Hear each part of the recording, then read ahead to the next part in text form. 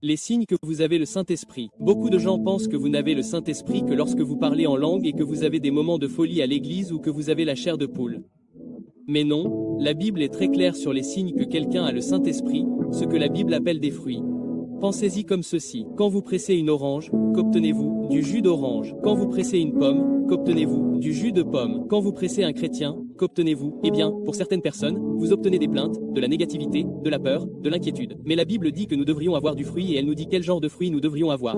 La paix, la joie, l'amour, la patience, la bonté, la bienveillance, la fidélité et la maîtrise de soi. Donc, lorsque la vie vous presse, ce fruit devrait sortir. Vous devriez obtenir du jus chrétien. Tout comme les oranges, prenez du jus d'orange. Vous devriez avoir du jus chrétien. La dernière chose que je veux dire à propos du Saint-Esprit, c'est que lorsque vous péchez, vous allez ressentir de la conviction. Vous allez vous dire, mec, je dois faire mieux que ça. Le pire danger pour un chrétien, c'est quand il pêche et qu'il n'a aucune conviction. Il se sent juste engourdi. Il vaut mieux lutter contre un péché que de s'en contenter. Quand on a le Saint-Esprit, on peut toujours lutter contre le péché. Et si on se sent condamné après avoir péché, c'est une bonne chose. Sinon, c'est très dangereux. Avoir le Saint-Esprit signifie qu'on arrête d'essayer de voir à quel point on peut s'approcher du péché et qu'on commence à voir à quel point on peut s'approcher de Dieu. Avoir le Saint-Esprit n'est pas une question de perfection, c'est une question de direction. Et en tant que personne qui a le Saint-Esprit, je me suis réveillé et j'ai remercié mon Père pour la journée.